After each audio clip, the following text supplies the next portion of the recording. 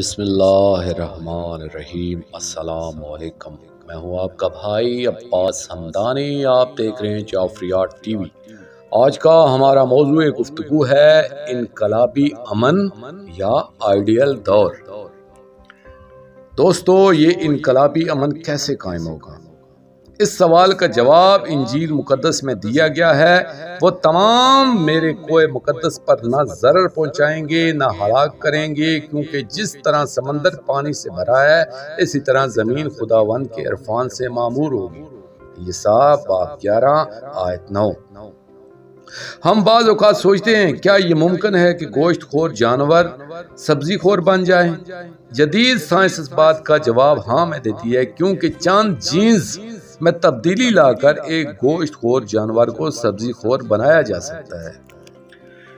زور دینے کا نقطہ یہ ہے کہ آخری دور میں عدل اتنا پھیل جائے گا کہ ظلم کہیں بھی نہیں پایا جائے گا۔ امن، خوشحالی اور خوشی دنیا پر رائج کرے گی جب ہمارے بیٹے جوانی میں قد آور پودوں کی مانند ہوں اور ہماری بیٹیاں محل کے کونے کے لیے تراشے ہوئے پتھروں کی مانند ہوں، جب ہمارے غلے کے گودام بھرے ہوئے ہوں جن سے ہر قسم کی جنس مل سکے، اور ہماری بھیڑ بکریاں ہماری گلیوں سڑکوں میں ہزاروں اور لاکھوں بچے دیں، جب ہمارے بیل کام کے لیے خوب مضبوط ہوں، جب نہ رخنہ اندازی ہو، نہ خروج باہر نکلنا ہو اور نہ ہماری گلیوں میں واویلا ہو۔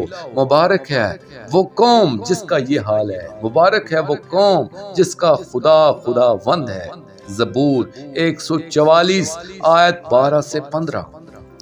لیکن آخری دنوں میں یوں ہوگا کہ خداوند کے گھر کا پہاڑوں کی چوٹی پر قائم کیا جائے گا اور سب ٹیلوں سے بلند ہوگا، اور امتیں وہاں پہنچیں گی اور بہت سی قومیں آئیں گی اور کہیں گی او خداوند کے پہاڑ پر چڑھیں اور یعقوب کے خدا کے گھر میں داخل ہوں، اور وہ اپنی راہیں ہم کو بتائے گا اور ہم اس کے راستوں پر چلیں گے، کیونکہ شریعت صہیون سے اور خداوند کا کلام یروشلم سے صادر ہوگا، اور وہ بہت سی امتوں کے درمیان عدالت کرے گا اور دور کی زور آور قوموں کو ڈانٹے گا، اور وہ اپنی تلواروں کو توڑ کر پھالے، ہل چلانے کا بلیڈ اور اپنے پھالوں کو ہنسوئے بنا ڈالیں گی، اور قوم قوم پر تلوار نہ چلائے گی، اور وہ پھر کبھی جنگ کرنا نہ سیکھیں گے۔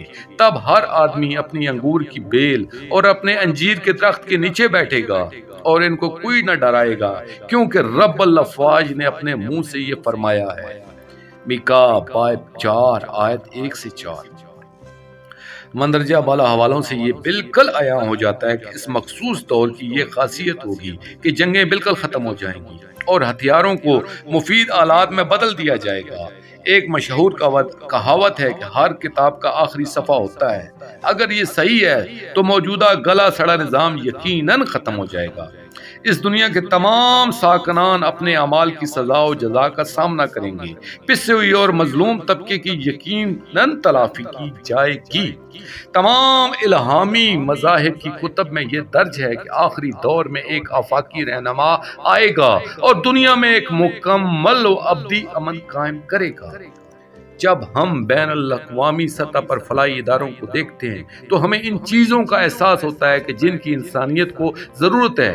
اگرچہ میں مذکورہ فلاحی اداروں کے لیے بہت عزت و احترام رکھتا ہوں اور ان کی حوصلہ افزائی کو ضروری سمجھتا ہوں اور ان پر زور دیتا ہوں کہ وہ اپنے مقاصد کے ساتھ مخلص رہیں، لیکن مجھے یقین ہے کہ ایک انسان موجودہ مادی نظام میں مثالی زندگی حاصل نہیں کر سکتا، کیونکہ مثالی زندگی آئیڈیل لائف کا تصور ایک انسان سے دوسرے انسان تک بدل جاتا ہے، اور پھر ہر فرد واحد کا آئیڈیل بھی وقت کے ساتھ ساتھ تبدیل ہو جاتا ہے۔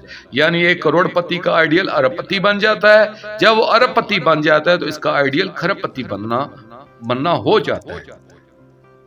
پس آئیڈیل ایک سایہ کی مانند ہے جس کا ہمیشہ پیچھا کیا جاتا ہے، اور در حقیقت وہ قابل حصول ہے ہی نہیں۔ لیکن ہمیں جو کچھ آخری دور سے متعلق الہامی کتب میں ملتا ہے وہ یہ ظاہر کرتا ہے کہ آخری آفاقی رہنما کا دور حکومت ہر زاویے سے ایک آئیڈیل دور ہوگا۔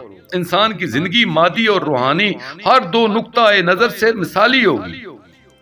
دوستو آخر میں شکریہ ادا کروں گا اپنے مرشد کریم سید محمد جعفر الزمان نقوی البخاری سرکار دامز اللہ تعالیٰ کا۔